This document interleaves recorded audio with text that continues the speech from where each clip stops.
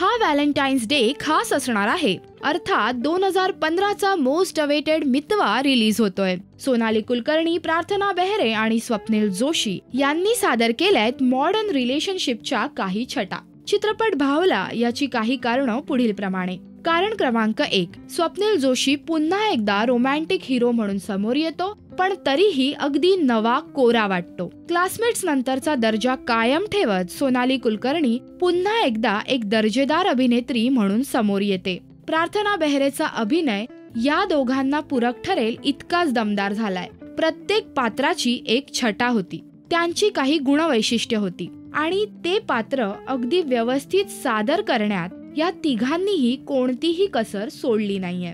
कारण क्रमांक 2, स्वप्ना वाघमारे जोशी यांच्या दिग्दर्शनामध्ये एक रिफ्रेशमेंट आहे.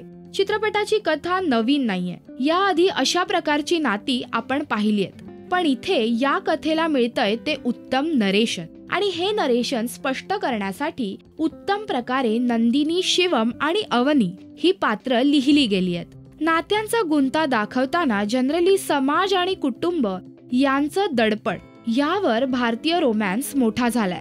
पण स्वप्ना वाघमारे यांनी दाखवलेली ही कथा थोडी वेगळ्या पठडीत मोडते. ती म्हणजे सर्वात जास्त त्रास तेव्हा होतो जेव्हा प्रेमात पडल्यावर आपण आपलीच गणितं, आपलीच जगण्याची तत्व आपणच मोडीत काढतो. कारण क्रमांक 3, ही कहाणी तरुणाईला जास्त अपीलिंग वाटेल. कारण नात्यांचं यातलं स्पष्टीकरण खरं आहे. कदाचित आपल्या मागच्या जनरेशनला हे पटणार नाही, कारण तो आणि ती या नात्याचा गुंता तेव्हा तितका कठीण नसावा. त्यांचा हा गुंता कुटुंब आणि समाज काय म्हणेल असा लिमिटेड असावा.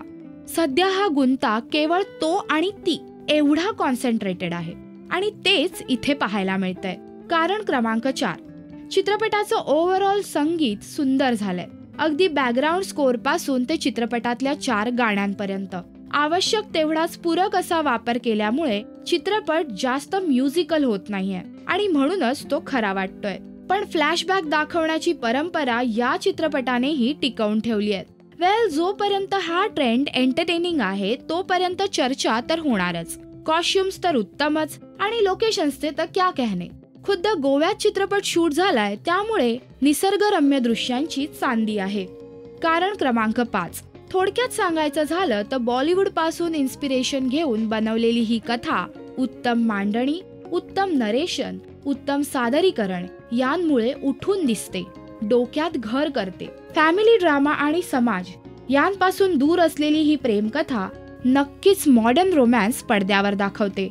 मी या चित्रपटाला देते 3.5 स्टार्स. पण अर्थात तुम्ही थिएटर्समध्ये जाल, हा चित्रपट पाहाल आणि या व्हिडिओ खाली तुमचे रिव्ह्यू नोंदवाल अशी आम्हाला पक्की खात्री आहे.